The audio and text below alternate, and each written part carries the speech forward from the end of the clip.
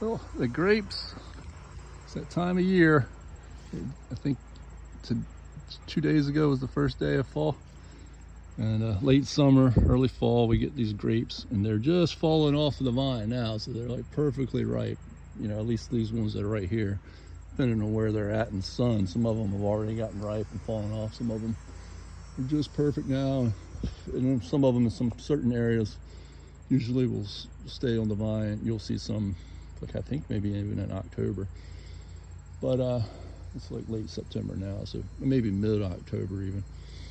I don't know. I think one time we even had some in November. We found one little patch of them tucked up back in the woods. You were real little, but man, you loved eating those grapes. You love these grapes so much. You like it was funny how you would eat them. You like gobble them up like they were. And you'd be a big grin on your face. You really like the grapes. I mean, and they're delicious. Right now, they're just really good where they have that, not only the sweetness, but they also have that unique flavor. But they have to be perfectly ripe when you really get that. I don't know what that flavor is, but it's just a unique flavor to these kinds of grapes. Sweet with that. And this was Thomas Jefferson's favorite kind of grape. Yeah, he made wine from these grapes. But anyhow, yeah, it's a nice little treat that we get here in the late summer and early fall. And those little things are so we get the blackberries and some wild strawberries in the spring and summer. Really summer, late spring, summer. And get some blueberries during the summer. And we get the grapes during the late summer, fall. And then there's not much in the winter time for things that you can pick off the ground. But I mean, I guess there are, but people don't really like those cedar berries. They get really tasty, but we don't really use them anymore. I think they probably got some health benefits, and the Native Americans use them in their food and flavor in their meats and things. But there's probably also some really good health benefits in those cedar berries. But those kinds of plants in the winter time, you're more of your herbal stuff. You'd have to study up on a little bit, because people nowadays not too many people go out and look for those things like they used to. But you also, in the wintertime, you get some decorative stuff too, like the holly and those kinds of things that people put up at Christmas time. And around here, people used to also use the cedars for their Christmas trees. Not too many people do that anymore because there's just too many people around to go get your own tree, but a few people still do. But they made really nice Christmas trees because they smell so good, you know, and they're very green, and really make a very beautiful tree. And culturally speaking, they were much more the kind of, you know, indigenous type of tree for Christmas. And now we get most of our trees come from people. They grow them mostly out in the western part of North Carolina, and then we can bring them this certain kind of pine tree. But yeah, you know, you just have to,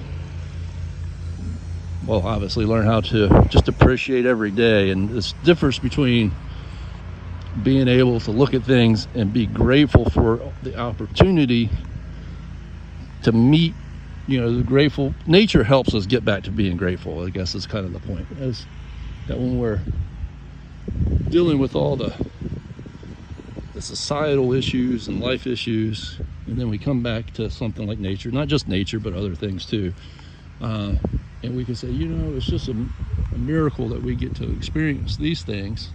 It really helps to change your mind, so then you can go back and deal with the other issues that might be dragging you down. And so it's a little extra thing that helps with part of a bigger process, and that is training your mind to be able to look at problems as challenges and opportunities rather than problems, because that's a big difference in mindset. And the older you get, you can change your mindset as you get older, but it helps. It's very important to try to develop that as a practice as young as you can be.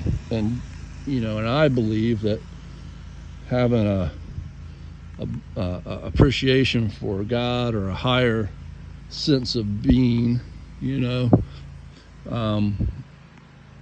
helps us a lot with that. If we see our life as a gift that's going to be full of all kinds of challenges, and those challenges are opportunities just to be alive another day on this planet and to be grateful for that, rather than thinking that a problem is something to make us not love being alive or not love the things around us. Those problems can do that. And one of the really awful things about society can be when society tries, not all of society, but there's a strong segment within society that tries to use that negativity to persuade people to go a certain way. And in other words, there's a segment of society that tries to feed on that negativity. It's not good. Overall, it's bad for society and people, and even the people who think they're using it to their benefit. But in a short-term scenario, they can kind of use that to get their way. And if you develop the mindset not to go the route of looking at things in the negative, but to look at things in the positive and as a challenges, it's very hard. If you've already developed that as a strength, it's very hard for people to use the other against you, and, which they shouldn't do, because life is not, it's passing, it's fleeting. The amount of time that any one individual is on this earth is such a short period of time. And the United States, for example, was really built, and one of the things that made America grow so rapidly and so and created so much wealth for people in the society of America, and then that spread around the world at the time, was the forgiveness. In other words, rather than being punitive for people making mistakes, I mean legitimate mistakes, I don't mean people doing awful and terrible things, but people who try and then are not successful at trying, we forgave so that they could try again, because that we wanted to keep that spirit of innovation and adventure alive in America, which allowed. So if you see a person who tries something really hard and they fail, that person has something in them that's eventually going to be a benefit. And if you have a mentality of supporting and forgiving people just because they make a good effort and fail, rather than penalizing them, which was happening a lot in Europe in the old world during the time that America was founded, because a lot of because of the way that their governments were structured with monarchs and tyrants and things like that. It really changed a lot, and we need to preserve that, not just in our economy and our bigger society, but just even amongst smaller groups of people and communities and friends and things like that.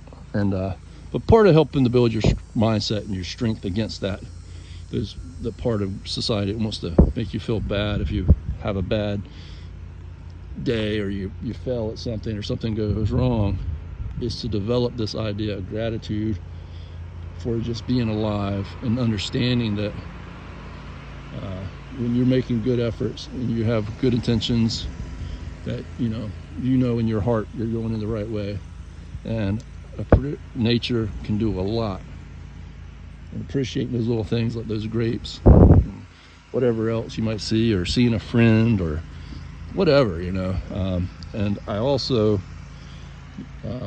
heard about Apple, and she was the most beautiful and loving dog, and she was such a good dog to you, and that was such a big loss. And I felt, of course, it's very sad, but I'm about it myself. But I really know that you loved her so much, and your mama loved her so much, and your brother and sister loved her so much, and she was just a fantastic dog. So, you know, we all want to keep.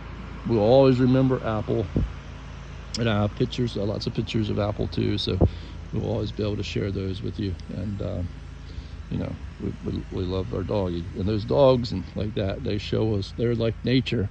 You know, it's one of those things, is having a connection with something that we can take care of, and that gives, in return, gives us back affection, was a wonderful thing too. I love you.